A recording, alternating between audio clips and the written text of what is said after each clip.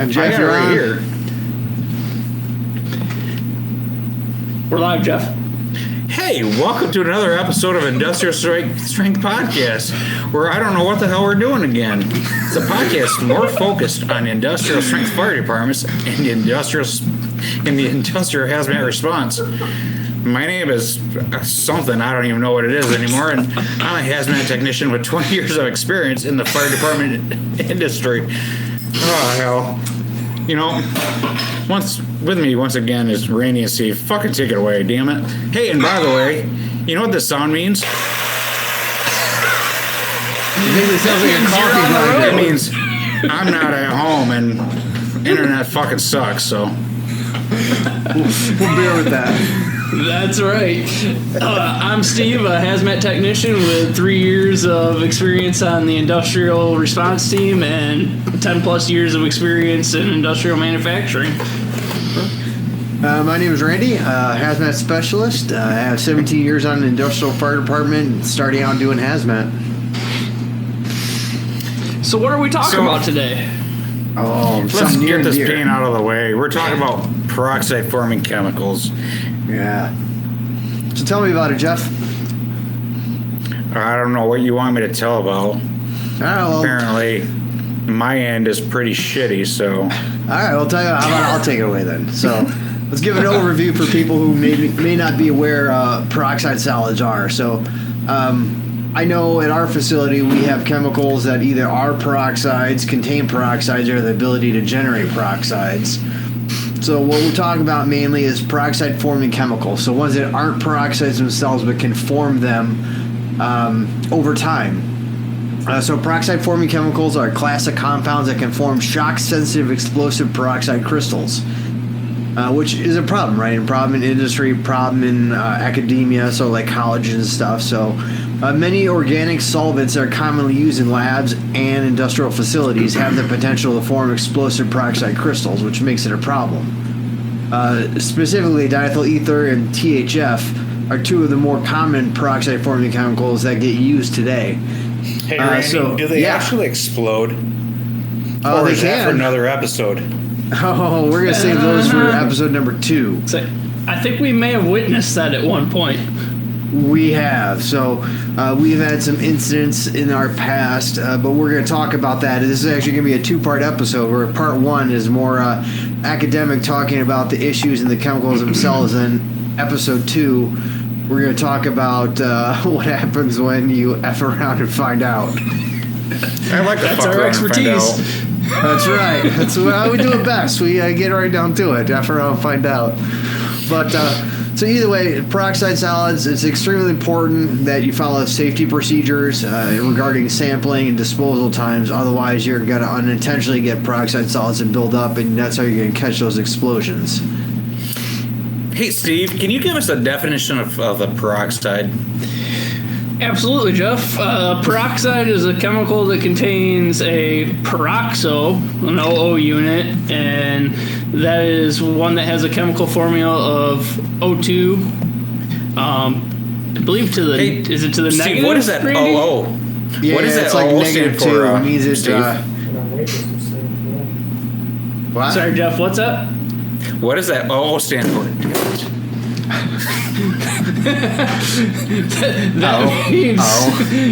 That means there's 2 O's to the negative there, Jeff. Yeah. No, it's 2 oxygens bonded together. So, which just looks stupid when it's like written out. Kind of like H2O, but without the H. Yeah. That's also karma biting me in the ass too. So, but these are also shock-sensitive compounds that can explode if they're subject to mechanical shock, intense light, rapid changes in temperature, or heat. I'm pretty sure if you look at it or call it names, it blows up too. Well, I think that's more like Jeff, but... Oh, okay. Real different. So, under normal storage conditions, peroxide-forming chemicals have potential to generate and accumulate peroxide crystals. Those may be violently detonated, depending on the conditions they're in. Yeah. That's when they're subjected to... Exactly. So that's when they're subjected to thermal or mechanical shock, and those peroxides are formed under certain conditions. Yeah, so what are if I'm those not conditions, mistaken, man? there's 4 conditions, right, Jeff? I believe you're correct, Steve. What are those 4 conditions? Well, I was kind of hoping you'd answer that for us, Jeff. All right, well, I can give you the 4 conditions. Maybe you can go into more depth on those. That would be oxygen, time, heat and concentration on the heat, and the light. That is Randy, correct. why don't you go into a little bit more into that? Yeah, no worries. So some chemicals that form peroxide solids, like they require oxygen to degrade and convert, and so access to oxygen is critical. So anytime you expose it to ambient air, it gets the oxygen it needs, so the more oxygen it can actually grab onto, the higher your chance of forming peroxides. Time is exactly what it is, man. Sometimes it's a slow degradation or slow formation process. We're going to learn here shortly that there's different routes for different chemicals for the formation of a peroxide. And so sometimes time is a factor. You need a certain amount of time. We're going to talk about timetables and time frames here in a while. And then Speaking heat of and timing. concentration. Yeah? No, just say, speaking of timing, Speaking of timing. Then heat and concentration, also important. Sometimes you won't get the peroxides to form solids until you actually heat it up or condense it down to a more dense version of itself. And then light, sometimes you need UV light to actually initiate a chemical reaction that forms the peroxides. So those are So the 4 kind of like factors, when man. Jeff goes in that tanning bed? That's right. That UV light does it all. It's magic. I got nothing for that, man. I'm fucking white as a ghost. Whatever, man. Don't talk to me Mr. September on the calendar. I don't want to hear nothing. I was outside for 10 minutes today and got a frickin' sunburn. It's called a base tan. It's different. No, it's called. In about another day, I'm gonna start frickin' peeling. All right. So some of the factors that affect the rate of peroxide formation include exposure to the air, the amount of light, like Randy said, and the heat and moisture exposure. You know, and then the contamination from metals. Manufacturers may also add an inhibitor to the peroxide forming chemicals to counter the peroxide formation. What do they add, Randy? BHT, which is really interesting. So BHT is shorthand for butylated hydroxytoluene, but BHT is a preservative. You'll also find it in food as well because it works the same way. It's a preservative. So when we're talking about peroxide formers, it inhibits the growth of peroxide, but in food it's used as a preservative because it So what kind of food scavenges do they put that oxygen. in? What's that? What kind of food do they put that in? A lot of things, man. So if it's a processed meat product, I would bet you dollars to donuts. If you look at the label, it's going to say BHT on it. Because once again, it scavenges oxygen and prevents it from going rancid. So things like meats, oils, things that will contain oils, you want to prevent oxygen from getting to it because it's going to make that whatever oil's in it turn rancid and taste gross. So BHT is added into a lot of products to prevent that oxygen from making things go bad. So just All right, based on the fact that it's got toluene in the name, any of the good smelling foods. Right, yeah, no doubt. Well, yes, Randy's already gone through the BHT now. Holy heck. I didn't even know that. Yeah. So let's talk about, I think I alluded to different classes of peroxide formers, right? I said that peroxides will form different So ways. kind of like those different circumstances which they form, isn't there also 4 different classes? Yes, and each one is distinctly different, man. It's like 4 separate cousins. Each one's got its own personality, acts differently. So 4 separate cousins. All right. Anyway, continue. I'm not going to bite on that one. all right, fair enough. I think you already bit it. The 4 different categories are actually called classes. So Class A through Class D for peroxide formers. And each one goes back to basically how that chemical makes peroxides. So, like Class A peroxide formers are chemicals that spontaneously decompose. They don't need help, man. They don't need light. They don't need oxygen. They don't need concentration or heat. They'll do it on their own. They contain all the materials to themselves, and they'll do it whenever they feel like. And so they'll spontaneously decompose to form explosive peroxide. So Class A is the most dangerous of peroxide formers. And so Group A chemicals present a severe peroxide formation hazard after prolonged storage and exposure to air, and they will have the strictest regimens for time for disposal. So you're saying they're kind of like those chemists, very dangerous. Yes, very dangerous and can be explosive, yes. I think we know one of those, maybe. Allegedly. There might be one on your team, I don't know. So let's move on to Class B, a little safer than Class A's, but Class B peroxide formers are chemicals that require external energy, so heat or light, to form explosive peroxides. And this is kind of where THF typically falls in. So when you talked about THF, THF is a Class B peroxide former.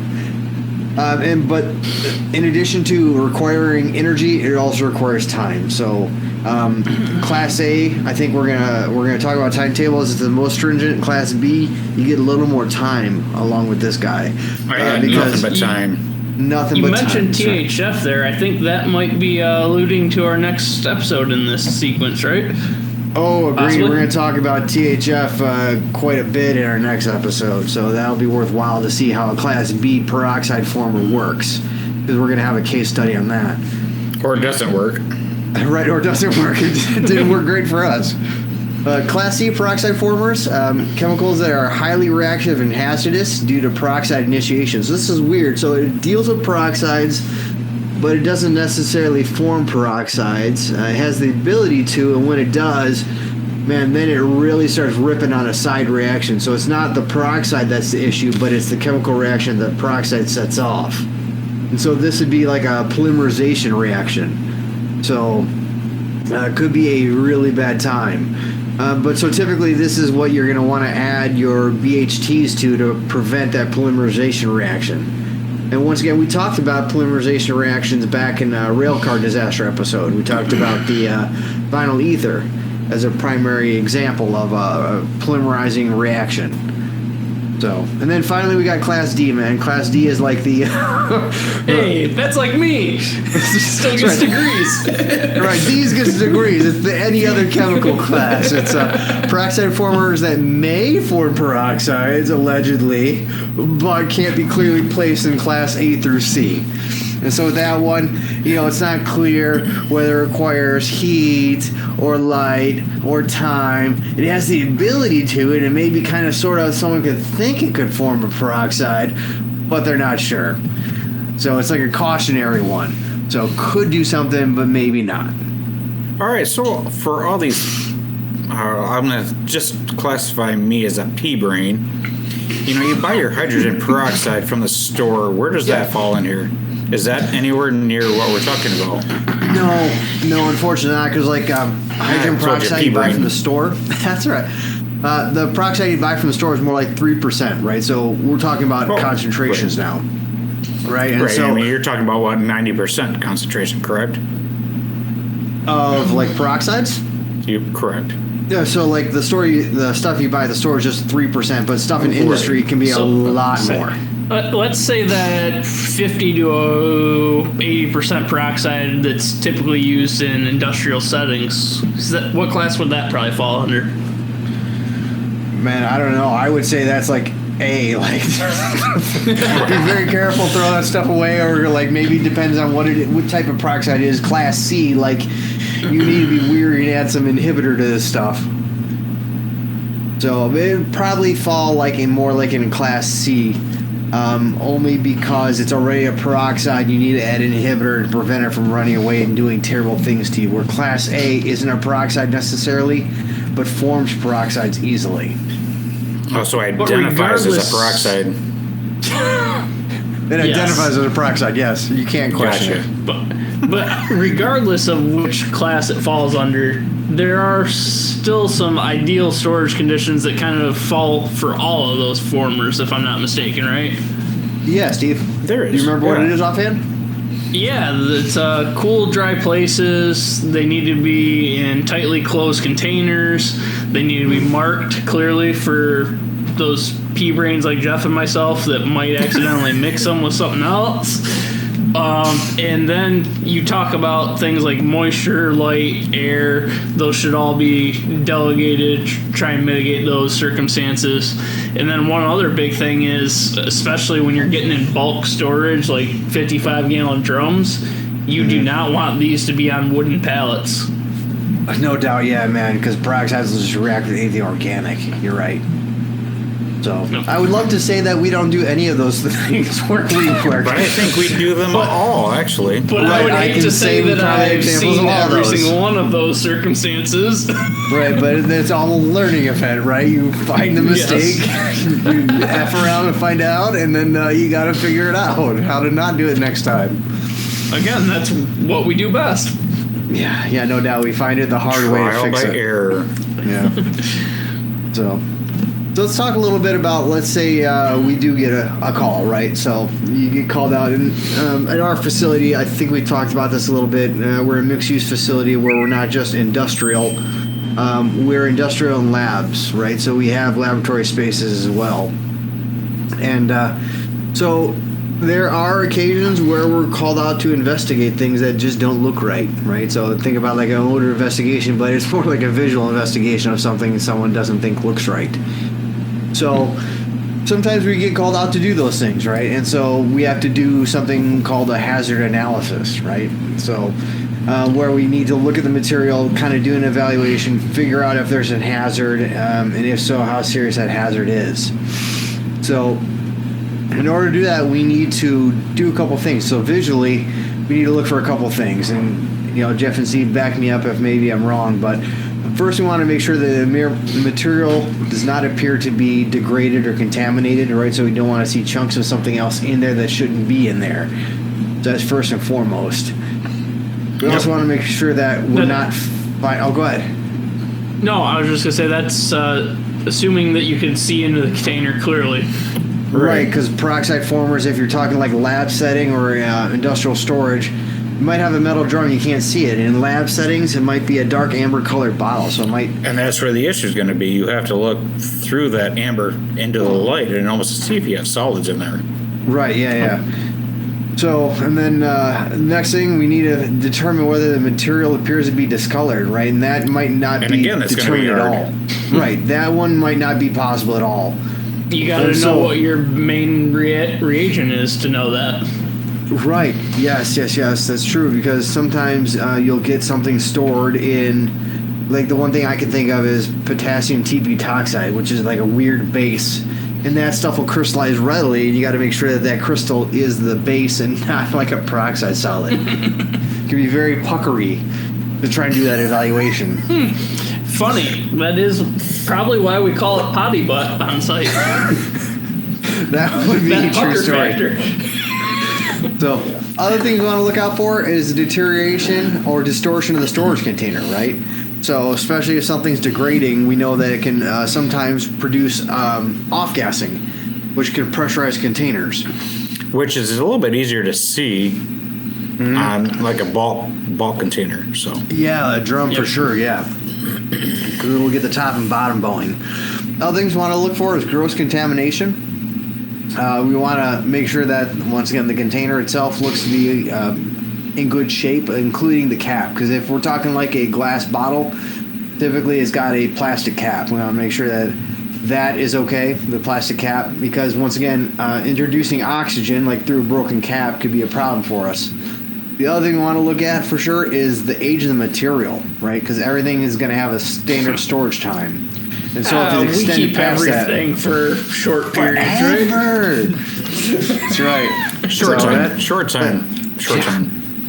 Yeah, so that's going to create a problem. And so, like I said, we're going to do this hazard analysis. We want to look for those couple things to begin with, right? So, but other things we need to remember is that peroxides are less volatile than solvents. So solvents are going to off-gas first over peroxides, because peroxides typically don't have a high vapor pressure. And when we're talking about peroxide solids, solids don't typically have any vapor pressure. So that's a problem. But other things to note is that experiments, so when we're doing this evaluation, we want to make sure we don't really open the cap on things without doing a proper evaluation looking for crystals. because experiments have determined that a percentage of 0.008%, which is really 80 parts per million or greater, is enough to initiate an explosive decomposition. Meaning, if you open up something that's got the crystals, it could blow up on you. Boom. Yeah, exactly. And so whatever flammable solvent, if it's THF, for example, is just going to turn into a firebomb for you. Not super great. So go slow and be very observant about what you're doing. Because remember, peroxides are sensitive to heat, friction, and shock. So opening a cap might be enough friction and heat to set off any solids you might not see within the threads of the cap. Slow. What's this definition you mean? I've always been told the faster is better. I don't know, man. We're very Leroy Jenkins where we go, but this is one of those cases you can't be doing that, man. You do that, and it's a problem. And it would be almost like you had a mercury call and you ran right into it without saying it's a mercury call. You know what I'm saying? I wonder if any of our listeners out there might be getting a meaning here. Yeah. So, yeah, at least I got my boots back from that one. I know. So Steve, that was a couple episodes ago. Now your boots right off, didn't you? So Steve, what should we do? So, like, if you think you got a peroxide container, something that's got peroxides on it, how do you think you'd evaluate that? So if you think or know for a fact that there's some peroxide formers in that container, the first thing you want to make sure of is that you do not remove that container from the storage location that it's in until a thorough evaluation has been performed. I don't think you emphasize that enough. That's true. Do not touch or you go boom. Right. It only takes one mistake to learn the hard way on this one. It's called the KISS method. Yeah, no doubt. The kiss of death, yes. Yeah. So for these instances, the Hazmat team is the most appropriate and scientific authority to consider the assessment for those potential forming chemicals and do a thorough evaluation before having them safely transported away from whichever storage location they're in, whether it be a lab setting or a production floor. Right. I would agree, because like in our setting, while we have labs and we have scientists, not all scientists are aware of the dangers associated with peroxide. So typically, if you have a hazmat team, let them handle it. Typically, they'll kind of know what to do, how to do it, and they'll have the tests available to do it. Yep. So materials from those potential peroxide-forming compounds, which we actually have a kind of in-depth list on our site. I don't know if everyone out there necessarily does, but they can be approved for transportation and disposal if certain conditions are met. And Jeff, what conditions are those? Well, Steve, thanks for asking. The container is unopened and the contents are unexpired. Right. Well, that could be a chore, but all right. The container has been opened and the contents are unexpired, or there is no expiration date, but the date of manufacture is present and the compounds fall within the acceptance parameters for recommended storage time. Mm-hmm. That's a mouthful. Not the first time you said that. The inner container has been confirmed unopened, which is sealed and intact. God, I wish I would have put my phone on vibrate.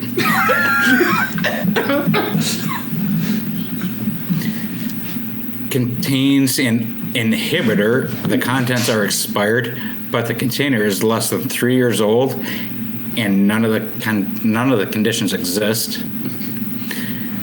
The compound is a solid peroxide former, potassium metal, potassium amide, sodium amide, and I can't pronounce that. I really can't. Sodium ethoxyacetylide. Yep, that one. Yeah, that one.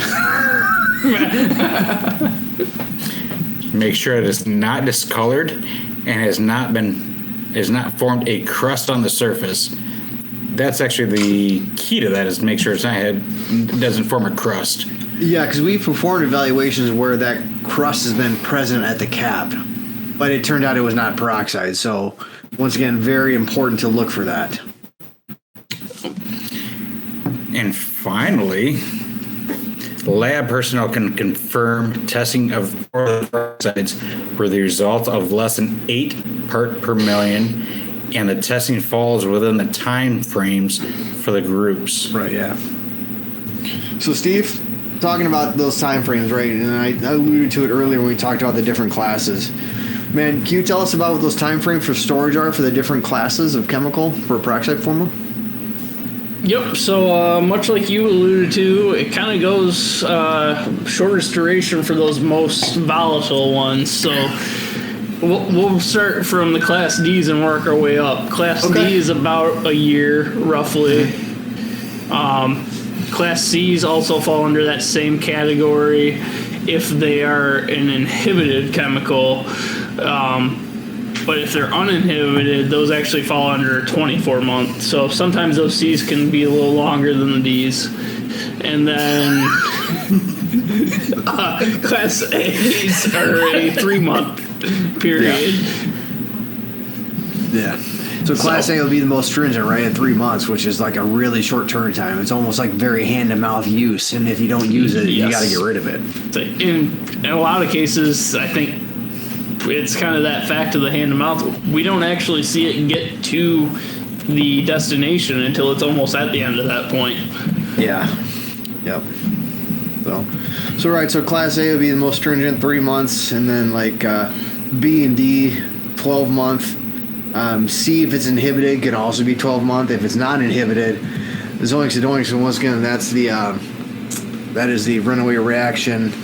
Polymerizing reaction. So if you have anything with that, and that's also like super stringent too. I think you said 24 month, but I think you meant like 24 hour on that one because that's really short.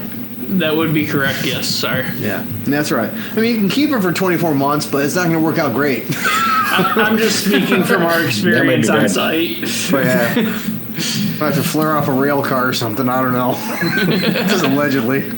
Or call in some sort of unit that can make it explode in a safe manner. Right, funsies. The way to spend a weekend. Again, teaser for next week. Right, exactly, yeah.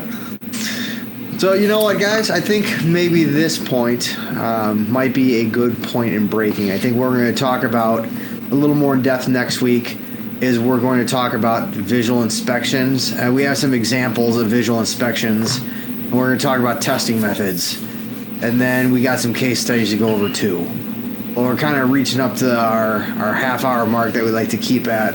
And I don't want to run too far over because we still got a whole bunch of good stuff to talk about, including examples of peroxide solids, examples of how to test for it. And I don't want to go too far over. But what do you guys think? I believe we have some great pictures for that. So I think we should definitely keep that for next week. Agreed. Absolutely. And although I think we've had some really good subject matter so far, I think it's going to get even better next week. Yeah, visuals make it all better. Oh my gosh, man. I can't believe it's going to get any better, but I can't wait. Better. Is that with 5 or 6 R's? It's definitely 6. Definitely. I think that's 4. I think that was 4 R's, but. But so, you know what? What I'd like to hear from listeners is, has anyone out in our audience had any experiences dealing with peroxide formers, right? I'm sure people deal with the common solvents, THF, any sort of IPA is actually rated as a peroxide former, any sort of ether is a peroxide former.